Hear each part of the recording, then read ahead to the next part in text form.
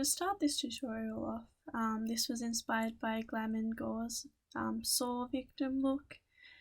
First I've just taken a crayon, which is the consistency of a cream paint in the colour red, and drawn my puzzle piece on. Red was the best colour because it helps to blend in with the wound if any is showing after the wax is placed on. So for mine, I've drawn it on my wrist, but this can be done anywhere in the body that you'd like, or even put together with multiple puzzle pieces for an extra spooky look. So I've just gone for a traditional classic look, slowly drawing each little circle and edge, but these can be corrected with the wax. So even if it's not perfectly straight, you can always fix it up in the moulding process. Here's mine on my wrist.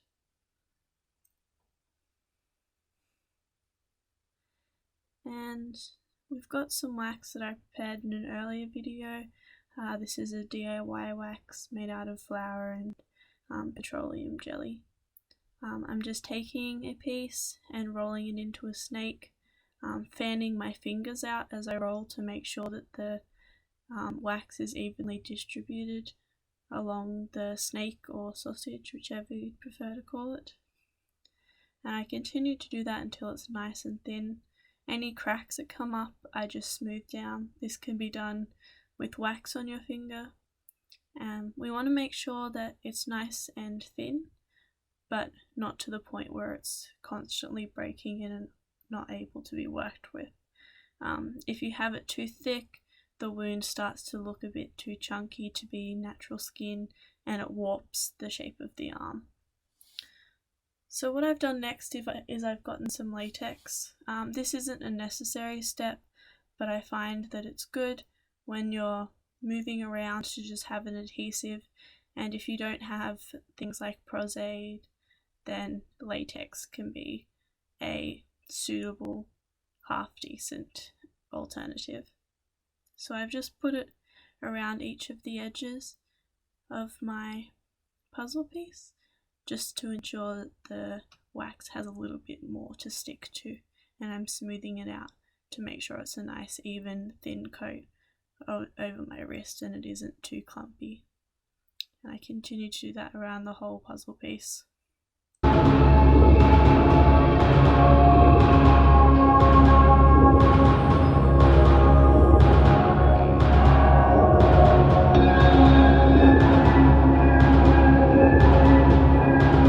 So what I've done is I've just covered the whole thing around the edges with latex, and now I'm grabbing a small piece of wax and I'm going to flatten it out to about 1 millimeter thick in a disc shape. It doesn't have to be a disc shape, but this tends to be the shape that it naturally forms as you squeeze it out.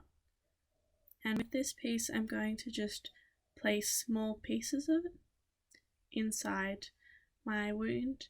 This will give it a bit more of a fleshy, pussy, infected look, and help create further depth and texture within the wound.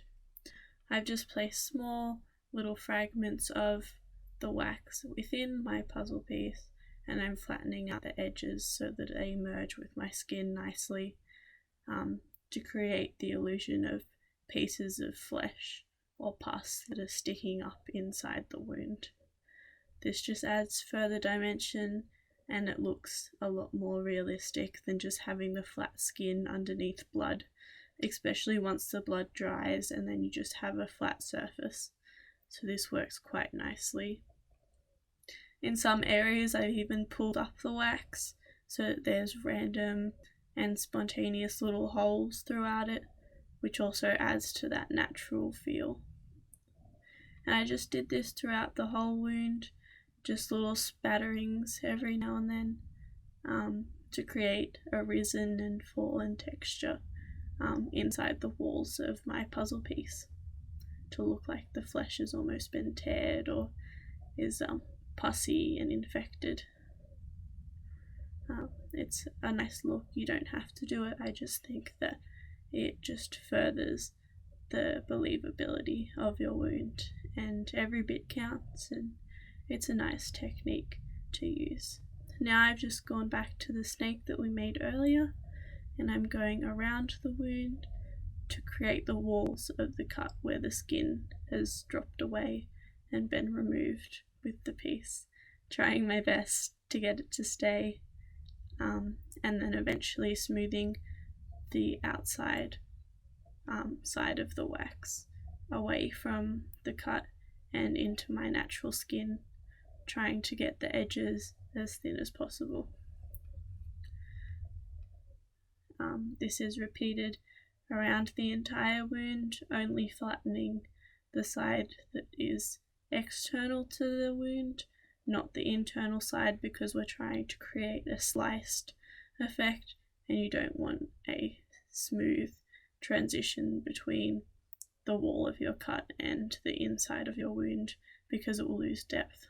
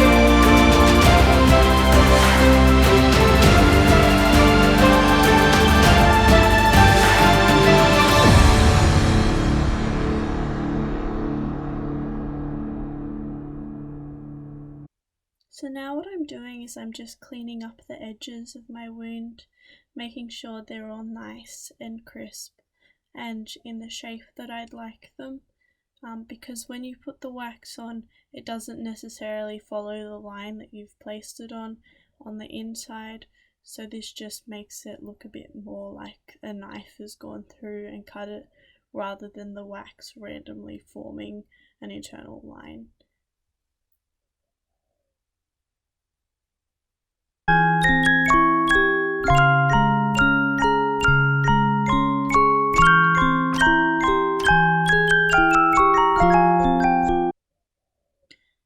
Now I'm going to grab a knife which has a bit more of a fine edge to it. It's a blunt knife, not one that's been sharpened, and I've just applied Vaseline on both sides, rubbing it down the knife itself to make sure that the wax doesn't stick. This just allows me to get a finer finish on the edges and blending them into my actual skin, just for a more natural look rather than the clumpy side.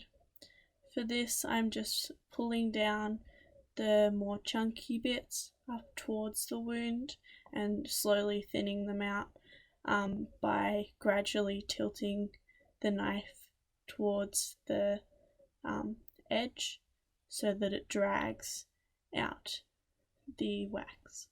And by doing this, I get a very thin edge, and I just continue doing that until I'm happy with the thickness.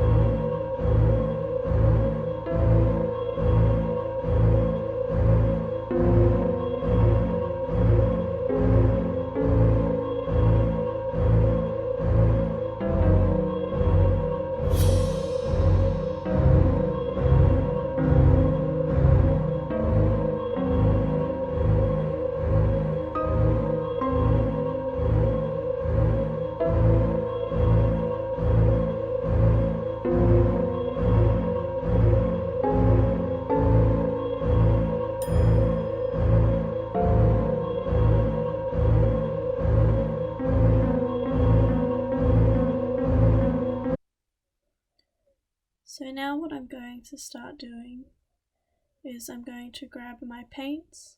I just have a very basic palette of cream paints, and I'll mainly be using blue, green, red and brown.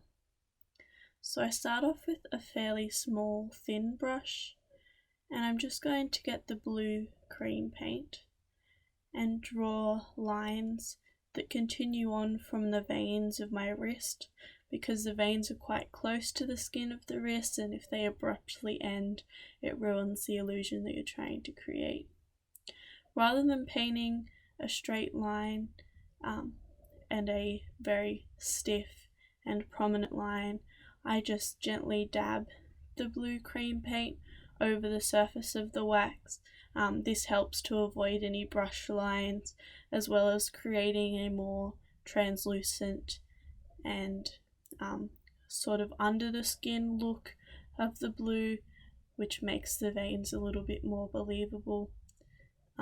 Initially the line still starts off quite harsh because the cream paint sit on top and they don't really sink in to the wax, but this will be fixed later on.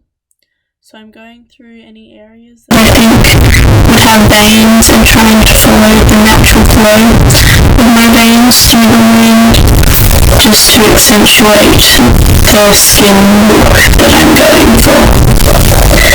Then I'm going in with the green to get more of a green tinge, almost like a very faint aqua that the veins have towards the outside of them when they meet the skin. And then I'm going down all of the lines in that same dabbing motion, but more widely spread than I did with the blue. And I'm going back over with my finger to help blend out the lines into my skin and into the wax. I just continue down doing each of the veins as I go through, helping to blend them out and make them look like they're under the skin rather than on top of the wax. This proved a bit more difficult in the areas where there was more thick wax, and so I had to resort to other methods. I grabbed a skin colour foundation powder and a nice stippled brush, which allowed me to conceal it with a skin tone and just dull down the colour a little bit more. I just went over very lightly, feathering my brush and tapping it over the surface just to allow the transfer of the foundation onto my skin, but I wasn't trying to leave any brush marks or any harsh marks where the bristles had gone into the wax. So I was trying very hard to maintain a very light touch with the brush, and the very small indentations that it did make replicated pores. Going over with the foundation sort of helped remove some of the pigment out of the cream paint, as well as remove some of the shine that occurs with the wax, because you add the petroleum jelly, which has a natural shine. A natural setting powder from Benai or anything along those lines would be great in this time, and should be used to remove the shine from the wax and give it a more matte finish like skin has. So I continued with this technique of the brush, just starting and concentrating most of it on the area of the vein, and then blending out so that there wasn't a block of colour. I then went back in with my finger to try and smudge the lines a little more, because I felt they were still too prominent, and this was just a tapping motion in a circular. And then I went in with the spoon and actually moved the wax itself, because I still felt that I wasn't getting the blurred underneath the skin look that I was going for, and the spoon with the wax seemed to do the trick. So if in the future you would like to move straight to the spoon after the powder, that would be a better alternative than going in with the finger again, as the spoon actually moved the material of the wax around to disperse the colour a bit more evenly and remove the strong pigment that was originally there. Then with a different brush, I've gotten the red cream paint, and I'm moving that around inside the wound to start building up the red colour of the blood and the tissues underneath the wound once it's been removed. I continue this mainly focusing within the centre of the wound, and I go in again further into the centre with the brown tones, and just continue this until the wound has a full underneath flesh tone look for the blood.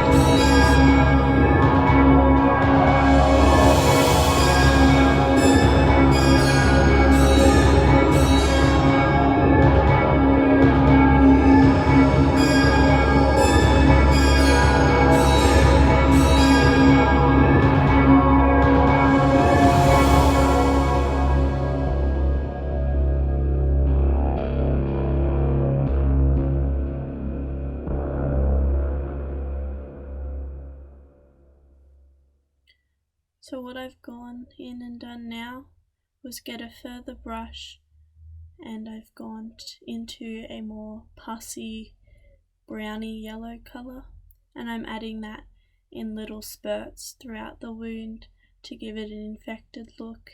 This is a personal choice that I made because I wanted to make it as grotesque as possible, but this isn't a necessary step in creating a realistic look. I just prefer an aged and infected look to a fresh wound. I think it also adds to the dimensions of colour and just makes it a little more gross, which is what I'm really going for here, to make a very confronting image. Now I've gone with some red gel blood. This blood is very interesting. It comes in like a really almost jelly-like texture, and it's a very, very bright red. I wouldn't personally use this on its own, although it could be done if you wanted a very fresh wound, used sparingly with lots of other colour with the paints. I just poured this out onto a spoon to make access a little bit easier, and here it is on the spoon.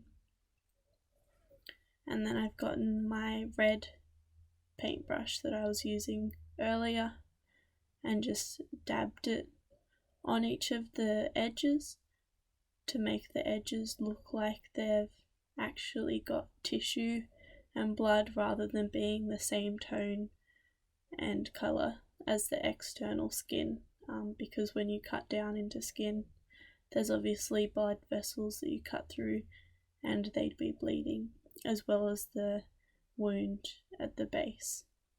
So I did this on all of the edges, and it went around the entire shape with this light red blood to give like a fresh bleeding sort of look, like the wound hasn't quite healed yet and the blood vessels haven't clotted. Continue this for a little while, just making sure that I get each one and that there was no gaps in it.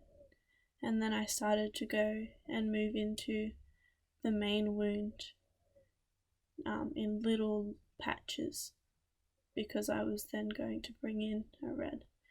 And then I moved to the outside of the wound, just doing little random dots to try and give a less planned effect, because often the human brain can make things very planned.